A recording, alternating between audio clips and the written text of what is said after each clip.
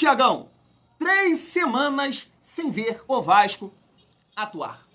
O Vasco que volta a jogar no dia 30 de março. Coutinho versus Neymar. E aí, será que o Vasco está preparado para encarar o Santos de Guilherme, Soteldo, Chiquinho Soares? O que você espera, família, do Vasco nesse campeonato brasileiro? E por que eu estou te perguntando isso? Porque ontem eu estava assistindo um vídeo do jornalista que eu gosto muito, estou sempre trazendo as opiniões dele aqui, que é o Gabriel Farias, falando o seguinte: se o Vascaíno tirar como base a temporada do Vasco pelos confrontos contra o Flamengo, vai dar merda, vai molhar. O que você acha disso? Além disso, quero também trazer aqui um forte desabafo de mais um vascaíno, porque é só isso que a gente faz, do Otávio Neto, narrador da TNT Esportes, falando do momento, desse cenário do Vasco, longos anos passando um sufoco, que é muito interessante pra gente debater também, família vascaína, porque é muito engraçado quando eu olho algumas opiniões, né, movimentações aí, em relação a esse atual momento do Vasco. Tem muita gente querendo jogar na conta da atual gestão esse período aí, né, gigantesco que a gente está vivendo aí, né, esse período, ai meu Deus, longo demais, né, de tanto sofrimento, de tanta raiva, de tanto ódio. É bem interessante para a gente trocar essa ideia. E claro que vamos falar aqui também um pouco de bola, porque me parece que o Vasco está interessado em 3 jogadores do Sampaio Correia. Que isso, Tiagão? É isso mesmo? Informação do BTB Esportes. A gente vai resenhar sobre isso também. Então chega aí, família vascaína, que tem muita resenha nesse vídeo. Mas antes, deixa eu te pedir aquela moral. Se não for inscrito aqui no canal Vasco em Família, se inscreve, deixa o like e ativa o sininho para não perder os próximos vídeos. Vamos seguir a nossa resenha. É um assunto que, como vocês sabem, eu não domino, não entendo merda nenhuma disso, mas eu acho que vale a gente destacar porque amanhã é um dia muito importante para o Vasco, segundo aqui o Diogo Dantas, do O Globo. Tá na tela. Vasco tem dia D na justiça com o julgamento de liminar que deu plenos poderes a Pedrinho sobre a 777. O julgamento desta quarta-feira, dia 12, pode definir o futuro da administração da SAF do Vasco. A Justiça analisará o recurso da 777 contra a liminar, que desde maio de 2024 retirou os direitos da empresa e deu plenos poderes ao Vasco Associativo. Se a liminar for mantida, Pedrinho seguirá no controle da SAF, conduzindo a recuperação judicial e possíveis negociações para a venda. Se a 777 vencer, a empresa pode retomar influência e limitar as decisões da gestão atual. O imbróglio jurídico impacta diretamente o futuro do clube e a possibilidade de atrair novos investidores. A disputa segue intensa, com a arbitragem ainda indefinida e a recuperação judicial em andamento. Tá aí. Família, assim, eu não tenho a capacidade legal para falar de toda essa situação nessa parte aí jurídica. O que eu posso comentar aqui com vocês, que de repente vocês até gostam, tá? Do trabalho, porque eu sempre tô pontuando aqui. Eu acho, né, os influenciadores do Vasco aí, né, eu quero dizer, os jornalistas, cara, são muito capacitados, os caras falam bem, né, e tudo mais. Não dá para negar que são excelentes profissionais, tá? O que a gente está sempre pontuando aqui é a questão dos posicionamentos, né? Então, essa galera aí que muita gente gosta, né? Tem uma voz aqui, tem repercussão, né? Tem alcance, podemos dizer assim. Essa galera, quando dá algum tipo de chilique, principalmente a galera que defendeu a 777, comenta sobre isso aqui, né? Ah, diretoria frouxa, tem que vender e não sei o quê. Comenta sobre isso aqui, tá? Eu acho que é bem interessante, porque a outra gestão que essa galera defendia, vendeu correndo, vendeu para eles. E olha a merda que a gente tá, né? A gente tá aí puto da vida, mais um ano que a gente não chega na decisão do campeonato carioca, e aí você não acha que isso aqui é um ponto importantíssimo nesse sentido? Né? Porque a gente pode comparar um Botafogo, né? Que tá sorrindo à toa, tão puto. Hoje em dia eles estão xingando aí o texto e tal, mas olha, ganharam o Campeonato Brasileiro e ganharam Libertadores, como eu queria estar vivendo isso nesse momento. Fora da decisão do Campeonato Carioca, como o Botafogo está, mas, pô, feliz pelo ano passado. Nem isso a gente tem. Então pergunta pra essa galera que gosta de dar chilique, que fala bonito, família Vasco. A gente vai voltar a falar sobre a SAF, tá? Seguindo aqui a nossa resenha, pra gente trocar uma ideia sobre alguns jogadores do Vasco. Tá na tela. Lohane Chaves. De Luca recebeu sondagens da Série B, mas não se interessou. Então aqui, meu Deus do céu, cara, De Luca não dá, né? De Luca não dá de forma nenhuma. Ele teve aí algumas oportunidades no início do ano, campeonato carioca, bem limitado, bem fraco, né? Foi uma das contratações que eu entendo no início, né, da 777, do Paulo Brax. O Vasco apostou nesse jogador, né, e fez outras apostas também, né? Eu não vou criticar aqui, que burrice. Por exemplo, De Luca ou Matheus Carvalho? Se você fosse apostar, quem você apostaria? Pô, Thiago, um jogador que tá chegando do Bahia, tava até jogando por lá, ou um jogador que era a quarta opção do Náutico, que era um time da Série C? Pô, De Luca, né? E aí o que aconteceu hoje? O Matheus Carvalho tá aí, se firmou no Vasco, é um cara que entendo que pode ajudar, e o De Luca não. Então eu nem vou criticar o Paulo Brax lá atrás. Apostou, não deu certo. Outro nome, PH, também. Nem jogou no Galo, era reserva no Juventude, dividia ali, não conseguiu ser titular absoluto no Juventude, foi pro Galo, não jogou, veio pro Vasco. Se firmou, né? E hoje é titular no lugar do lateral, o titular absoluto do Nacional do Uruguai, que é o Pumita. Então acontece esse tipo de coisa, mas hoje, De Luca, não quer ir embora, quer ficar aí recebendo o seu papel colorido, mas entrar em campo não dá de forma nenhuma. Seguindo aqui, pra gente destacar essa matéria aqui do RTI Esportes, tá aqui, ó, miniférias pode ser benéfica para Lemos, que vem sendo pouco utilizado. Assim, família, na minha visão, o Lemos tem que continuar no banco. Que isso, Thiagão? Mas o Freitas não... Calma, família vascaína. Vamos debater sobre isso. Eu acho que o Vasco, de uma maneira geral, analisando o Campeonato Carioca, foi muito mal, tá? E aí tem vários fatores. Você pode colocar na conta do treinador? Pode, né? Você pode colocar na conta da diretoria, que demorou a contratar os jogadores, principalmente os pontas, também. E claro, é uma parcela ali dos jogadores bem grande. Tem que jogar melhor, tem que performar melhor. O time do Vasco não é maravilhoso, mas também não é para jogar esse nível que tá jogando. Essa é a minha forma de ver. Só que eu acho que João Vitor e Lucas Freitas, claro, a gente pode pontuar vários erros dos dois, mas eu acho que eles se salvaram. E hoje, na minha visão, o Vasco tem uma zaga titular, João Vitor e Freitas, para estrear no Campeonato Brasileiro. Então pode ser importante aqui essa miniférias pro Lemos mostrar trabalho, serviço, condicionamento e tudo mais, e aí brigar a posição. Só que hoje, eu não acho que tem que barrar o Freitas, tá? O João Vitor não vai barrar, não acho. E aí você pode pontuar porque eu vi isso nas redes sociais. Mas, meu Deus, Thiago, Freitas fubazou. Ele erra, eu acho que no primeiro gol, né, do Bruno Henrique. Ele tenta sair jogando e toca no pé do jogador do Flamengo.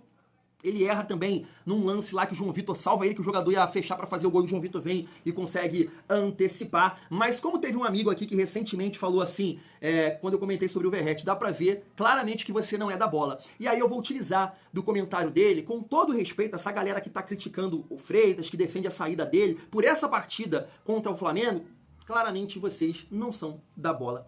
Porque assim, quem jogou bola, e principalmente ali na zaga, eu era um zagueiro fraco, mas era zagueiro. E aí você pega um adversário bem treinado, tecnicamente muito acima da média, hoje o melhor do Brasil, bem fisicamente, e seu time não consegue ficar 10 segundos com a bola no campo de ataque, eu quero ver. Eu quero ver como é que você sairia. Então assim, errou uma, errou duas, errou três, mas se você pegar as atuações do Freitas nessas 3 partidas contra o Flamengo, mostrou sim muita qualidade e mostrou, personalidade, né? Eu tava aqui esquecendo a palavra. Então, eu não mexeria na zaga do Vasco para a estreia do Campeonato Brasileiro. Gostaria da sua opinião. Seguindo aqui, pra gente destacar uma informação da galera do BTB Esportes, mas também do GE. Tá na tela, vou começar pela do GE, ó. Vasco busca reforçar 3 posições na janela doméstica: zagueiro, lateral esquerdo e centroavante. Uma das prioridades do Vasco no mercado é um reserva para Verratti. Entretanto, uma definição nesse caso passa pela negociação com Palácios. Caso acerte o empréstimo do ponta direita, o atacante Ryan poderá ser utilizado como uma alternativa para Verratti. Outra posição que o Vasco trata como prioridade na janela é a lateral esquerda. O time conta com Lucas Piton como titular absoluto e busca outro jogador que possa ser um reserva imediato ou disputar a posição. Vitor Luiz renovou o contrato recentemente, mas há um entendimento de que se precisa aumentar a competitividade no setor. Por fim, ainda há uma busca por mais um zagueiro para fechar o sistema defensivo para o restante da temporada. A janela que visa a transferência de atletas que disputaram o estadual vai até o dia 11 de abril. Tá aí, família vascaína, a gente tem aqui essa informação da galera do BTB Esportes. Ó, Vasco tem interesse nas contratações de Thuram, zagueiro, Max, atacante, e Alexandre, volante do Sampaio Correia.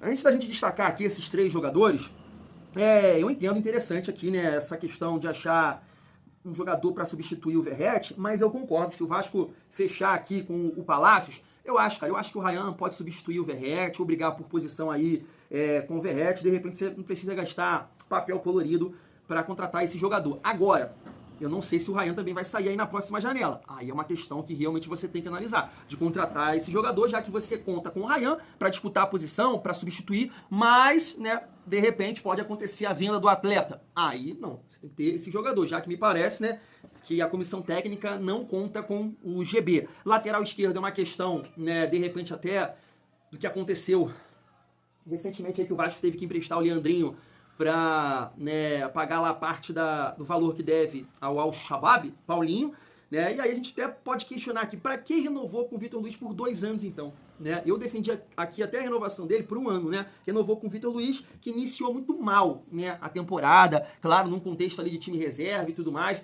mas de repente o Vasco é um jogador, cara, mais jovem, com mais força física, né? Buscando assim um perfil tipo do PH, de muita força, que o Vasco sente essa questão física, é um time ainda lento, né? Os jogadores que chegaram aí para a beirada de campo, né, estão se adaptando, calor, entrosamento e tudo mais, então o Vasco tem que realmente buscar jogadores com uma certa condição física, né, para ser um time com mais força, brigar por cada setor do campo, e de repente tem esse olhar para a lateral esquerda, porque assim, o Piton e o Vitor Luiz, cara, basicamente é um perfil parecido, né, porque o Piton não é um lateral tão rápido, o Vitor Luiz já está com uma certa idade, era mais rápido, né, um tempo atrás, hoje já não é, então vamos ver o que o Vasco consegue aí nessa janela doméstica. Falando aqui desses jogadores, família, aí é aquele ponto, né, eu criticava a época da 777 e vou criticar agora, mesmo entendendo que esse tipo de contratação, ela acontece. Mas nesse momento, né, o Vasco não precisa de apostas, o Vasco precisa de certezas. Então, é complicado essa situação, entendo toda a situação financeira que o Vasco vive, e aí o Vasco vai olhar para o mercado, se tentar a contratação aqui desses jogadores, né, para apostar. Isso está muito claro. Vou citar aqui o exemplo recente, né, do Jefinho. Botafogo, né, contratou esse jogador e acabou tendo um bom momento aí no Botafogo, foi pro Lyon, voltou e não tá conseguindo fazer mais nada, né? Eu vi até, acho que é o Rafael, cara, falando que o Jefinho gosta da pista, né? Então aí é complicado. Mas assim, focando aqui, eu tô aqui com, né, os números dos jogadores, os dados, né? Tá aqui, ó. Eduardo Thuram, zagueiro, esquerdo, 27 anos e 1,89 m. Clubes na carreira: Sampaio Correia, ABC, Aparecidense, Pouso Alegre, Goiás, Artsul, que é aqui do lado de casa. Tá aí. Cara, o Eduardo Thuram, eu já ouvi falar. Quem eu ouvi comentar dele foi o Vene Casagrande, lá no Instagram, falando que ele fez uma excelente partida contra o Flamengo. Mas difícil, né? Ainda mais pra zagueiro, cara. Zagueiro, assim, eu acho muito difícil apostar dessa forma. Vamos ver. Alexandre, tá aqui, ó. Volante, direito, 23 anos, 1,80 m. Clubes na carreira: fez a base no Cruzeiro, sub-17, sub-20, jogou no Guarani, sub-20, passou pelo Arraial do Cabo, cidade bonita, hein? Sampaio Correia atualmente, família vascaína também não conheço. E aí o Max é o mais conhecido aqui, né? Porque é um ponto ali habilidoso, tem muita coisa a evoluir na questão da tomada de decisão, do chute do último passe, mas é rápido e habilidoso. Tá aqui, ó, Max, atacante, direito, 22 anos, né, 1,84 m, leve, 1,84 m, 66 quilos, tá leve, hein, moleque. Sampaio Correia já passou também pelo Atlético Goianiense. Inclusive, outro dia, né, até destaquei aqui uma página que levantou essa possibilidade do Vasco contratar o Max, de apostar nesse jogador. Cara, não lembro do Thuram, do Alexandre também não me chamou a atenção. Então, assim, se eu fosse escolher aqui um dos 3, apostaria no Max, né, cara? Apostaria no Max, jogador leve, na frente, habilidoso, mas é isso, é muito difícil, cara. E o Vasco, sei lá, cara, o Vasco não dá sorte nesse tipo de aposta, ou dá, assim, principalmente no Campeonato Carioca. Teve o Dedé lá atrás, mas recentemente, assim, não sei, cara. Consigo lembrar de nenhum nome, assim, que recentemente o Vasco apostou aqui no Rio e deu certo. Não sei. Jairinho, né? O Vasco tentou o Jairinho do Bangu, né? Que jogava também na beirada de campo e não deu nem um pouco certo. Mas é isso, família vascaína, vamos aguardar. A gente nem sabe se essa informação aqui, de fato, ela é uma realidade, uma verdade, ou o Vasco está analisando esses nomes, porque agora, internamente, é difícil, né, você achar jogadores, né, ainda mais numa condição financeira que o Vasco se encontra, a família vascaína. E aí, para finalizar aqui o nosso vídeo, eu gostaria de trazer esse desabafo do Otávio Neto, E também essa análise do Gabriel Farias, falando que o vascaíno não pode tirar base dos confrontos contra o Flamengo para essa temporada. Tá preparado? Se liga só. Porque o Vasco, ele é um clube que parou no tempo.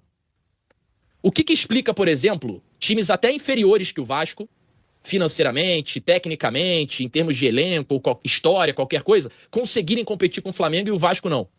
Conseguirem competir com outras equipes tops e o Vasco não. Eles serem profissionais. O Vasco, cara, tem conceitos muito antiquados. O Vasco tem conceitos do passado. O Vasco tem conceitos de 25 anos atrás. E o Vasco simplesmente não consegue entrar no século XXI. Eu posso dar vários exemplos aqui, pô. São Januário. São Januário é um estádio histórico. São Januário é um orgulho. São Januário é importante não só pro Vasco, mas para a história do Brasil, tá?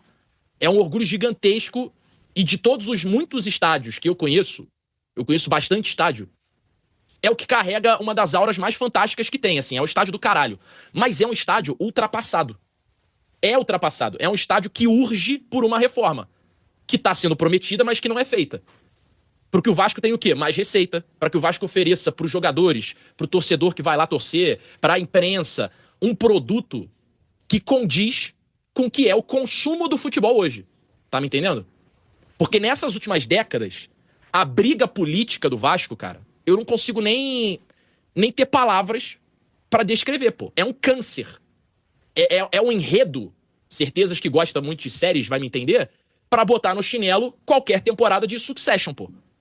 Qualquer temporada de House of Cards, qualquer temporada de Sopranos, que é uma das minhas séries favoritas, inclusive. É um câncer, pô, que já virou uma metástase. E o Vasco parece que não consegue sair disso há muito tempo, pô. E que o clube só não morreu por causa dos milhões de torcedores que até hoje acompanham e fazem de tudo pelo time, né? De uma maneira inacreditável. O CT do Vasco é um outro exemplo, pô. O CT do Vasco é um terreno de uma obra inacabada. Qualquer clube de Série A hoje, com menos da metade do poder de investimento que o Vasco tem, possui um equipamento melhor, uma estrutura melhor. E é óbvio que isso vai refletir dentro de campo, dos jogadores que vão querer assinar e vir jogar no Vasco, dentre várias outras coisas, né? Eu tô falando só do topo ali do iceberg. O Botafogo, por exemplo, tá aí. É um exemplo de recuperação, de reestruturação, até mais rápida do que se imaginava, né? Quem sabe daqui a 5, daqui a 10 anos, o Vasco consiga ter dado as boas-vindas ao século XXI. E possa ser o rival que ele sempre foi do Flamengo. Eu tô aqui com a camisa do Roberto Dinamite, é o que resta pro vascaíno, viver do passado, pô. Pra isso, o Vasco precisa do quê? No mínimo de uma boa venda. Precisa ser vendido, assim, urgentemente. Mas não pode ser um investidor qualquer, porque já passou pelo drama de ter tido um investidor que era uma enorme falcatrua, né? Precisa ser vendido por um investidor que entenda o que é o futebol, que entenda o que é o Vasco, entenda o tamanho da história do Vasco, do tamanho da torcida do Vasco e do tamanho do buraco que o clube se meteu. Se a comparação for Vasco e Flamengo, o pessimismo vai se instalar, porque o Vasco jogou como nunca e perdeu como sempre, nas 3 ocasiões do Campeonato Carioca. Ainda foram 3 confrontos, o que ajuda a deixar esse cenário ainda mais desgastante para o torcedor do Vasco. Agora, se a análise do Vasco for dentro da realidade do Vasco, qual é a realidade do Vasco hoje? O Vasco, ele é para brasileiro, por exemplo, vamos esquecer Copas, né, que pode acontecer qualquer coisa. Num brasileiro, o Vasco quer ir para meio de tabela, se tudo der certo, dá pra beliscar uma Libertadores, afinal de contas muita gente vai pra Libertadores, e se der tudo errado também, não dá pra descartar uma briga lá embaixo. O meio de tabela, ele é complicado, é uma linha fina ali que pode te inclinar a uma campanha boa ou uma campanha ruim. Corinthians ano passado, tava lutando contra o rebaixamento, deu uma arrancada, terminou na Libertadores. Eu acho que o Vasco tem capacidade de fazer um campeonato competitivo contra seus rivais diretos. Os rivais diretos do Vasco são as equipes de médio pra baixo no campeonato. Essa é a verdade. Eu não posso balizar por tradição. O Vasco é muito mais clube do que o Juventude, do que o Mirassol. Mas o Campeonato Vasco vai ser contra essas equipes. Se o torcedor realizar essa análise de momento e entender friamente que esse é o campeonato, de repente ele vai entender. Quando o Vasco pegar um Grêmio e perder, quando o Vasco pegar um Flamengo e perder, mas de repente se sair bem até em jogos mais difíceis que podem pintar no campeonato. Agora, se a comparação for contra o Flamengo, gente, me desculpa, aí é uma comparação muito cruel. E o Vasco precisa de mais jogadores, eu não tenho dúvida. Eu só não concordo que o Vasco é esse time tão fraco como muita gente tá querendo pintar. Eu acho que o time desenvolve bem taticamente e existe uma limitação. Qual é o grande problema nesse momento, 10 de março? É que a comparação está sendo feita com o Flamengo, gente. E não dá. Infelizmente não dá. Se em tradição as equipes se equivalem, em momento o Flamengo está num abismo de distância do Vasco. E assim, nesse ponto é quase impossível descontar essa desvantagem sem um investimento como o investimento da SAF. Essa é a realidade. Então eles vão jogar contra 30 e tantas vezes, como aconteceu nos últimos 5 anos, e o Vasco vai vencer 2. É muito cruel, mas é o número que se estabelece. E o Vasco, me parece não ter muita condição de igualar. Dá pra melhorar? Dá. O Carille ainda tem muito trabalho pela frente. Dá pra reforçar? Dá. Daqui a pouco vem uma nova janela. Tem a janela nacional agora, que você pode pescar alguém nos estaduais. Sempre é bom reforçar. Nunca é demais reforçar o seu elenco. E o elenco do Vasco, claramente, precisa de um pouquinho mais de qualidade. Mas já entendo que esse time de momento é suficiente pra fazer uma campanha de razoável pra boa no Brasileiro. Tá aí, show de bola, show de bola. Em relação ali ao desabafo do Otávio Neto, você vai discordar de quê? Cara, não vai ter um vascaíno pra discordar do Otávio Neto. Nenhum. Realmente o que acontece no Vasco nos últimos anos é muita covardia. É muita covardia, né, com o torcedor. Inclusive, eu falo isso aqui, né? O vascaíno, torcedor do Vasco, quero dizer, time grande, qualquer lugar desse mundo de meu Deus, é o que mais sofre. É o que mais sofre. Porque são muitos anos, cara, sem você ter perspectiva. Começa um ano e a coisa, sabe, é sempre difícil, é sempre complicado. Só que aí é o ponto que eu vou tocar, família vascaína. Eu tô vendo muita gente querendo pegar tudo isso e colocar em cima da atual gestão. Ah, é frouxo, vai tomar no... Quase que sai. Vai tomar naquele lugar, Pedrinho, incompetente, entende? Só que eu não consigo entender, cara. Eu não consigo entender, sabe por quê? Porque na época da 777, que iniciou ali o trabalho em 2023, cara, eu estava cansado de ver esse tipo de discurso. Tiagão, eles não vão resolver 20 anos de merda em um ano, então é assim, vai daquele jeito, é assado, é aqui, vai ajustar aqui, pagar dívidas ali. Só que o discurso era outro. Você lembra, né, o que o Josh falou? E aí mudou o discurso depois que efetuou a compra. E o Pedrinho, cara, ele nunca mentiu. Ele sempre falou que seria difícil, complicado. Ia tentar montar um time competitivo, mas complicado, porque ele quer atacar as dívidas. Então a 77 bravatou pra você, nem sei se tem esse termo, bravatou pra você. E quando você pega os resultados esportivos da 777, né, o Vasco foi eliminado, cara, pro ABC. Na Copa do Brasil, segunda fase, o Vasco brigou pra não cair com aquele sufoco em 2023, sabe? Claro, depois deu a volta por cima, fez a janela ali que o Pedrinho tá tendo que pagar agora, né? Em 2024, uma bagunça com Alexandre Matos, né? E aí o Vasco começa muito mal ali o ano, é eliminado pro Nova Iguaçu, começa tomando porrada no Brasileiro de todo mundo, Criciúma, Juventude, Flamengo. Então, gente, observa isso. Quando o Vasco tentou esse profissionalismo, olha o que aconteceu. É briga na justiça, é uma empresa sem responsabilidade nenhuma com o clube, porque já sabia que ia dar merda. Então só pagou 18% de tudo que, né, eles colocaram dentro aí do Vasco, em termos de jogadores. E é dinheiro pra lá, vai dinheiro pra conta de não sei de quem, entra dinheiro aqui. Uma bagunça generalizada. Então, você pega 20 anos, mais esses 2 anos aí, sei lá, um ano e pouco da 777, 2 anos pra arredondar. E agora tá todo mundo jogando na conta do cara. Todo mundo jogando na conta do cara. Só que lá atrás com a 777 a paciência era outra. E olha o que aconteceu. E aí eu vou colocar essa questão que eu tô levantando aqui em relação a esse confronto, os confrontos aí contra o Flamengo. Poxa, como me incomoda, cara. Como machuca, como dói o Vasco, essa incapacidade, essa dificuldade, esse medo do Flamengo. Como isso incomoda? Então não dá pra gente, né, eu vim aqui tentar defender nesse sentido. Mas isso a gente precisa lembrar, não é uma culpa do Pedrinho. É também, né, porque ele tá atualmente aí. E é aquele debate que eu tenho aqui com você. Será que um outro candidato, uma outra pessoa poderia exercer melhor essa função e o Vasco performar melhor contra o Flamengo? De repente, sim, não sei. Mas jogar agora na conta do cara, tudo isso que a gente vive aí, com esse desabafo do Otávio Neto e esses 2 anos da 777, porra, chega a ser covardia. Mas, claro, eu acho que dá pra você encarar melhor o Flamengo, sem sombra de dúvidas. E aí, já projetando a temporada do Vasco, com essa análise aí do Gabriel Farias, que eu concordo, tá? Eu concordo em parte. Não dá pro vascaíno analisar o que vai ser da temporada do Vasco 2025 por esses confrontos contra o Flamengo. Ah, mas também não jogou tão bem contra o Botafogo, verdade, fez um primeiro tempo, depois cansou, isso tem que ser observado. Fluminense foi muito mal, mas não tinha os pontos. Contra o Botafogo também não tinha os pontos. Esses jogadores chegaram agora. E aí jogaram contra o Nova Iguaçu e contra o Flamengo. Só que o Flamengo, da mesma forma que o Nova Iguaçu não é parâmetro, o Flamengo também não pode ser, porque o Flamengo, infelizmente, está muito acima. Agora, Thiago, você tem a certeza que esse time do Vasco vai performar contra Cruzeiro, Santos, São Paulo, que não é um time competitivo, mas não joga como o Flamengo joga.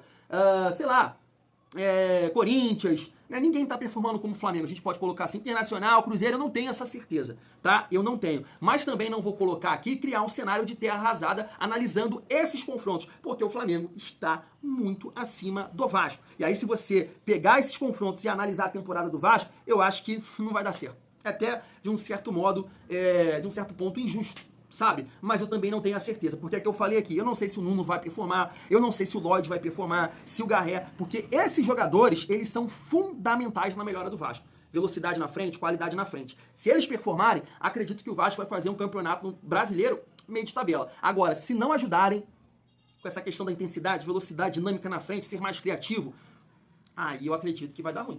Porque a amostra que a gente teve sem os pontas, sem esses jogadores no campeonato carioca, assustou. Então eu vou colocar assim, eu concordo em parte com Gabriel Farias.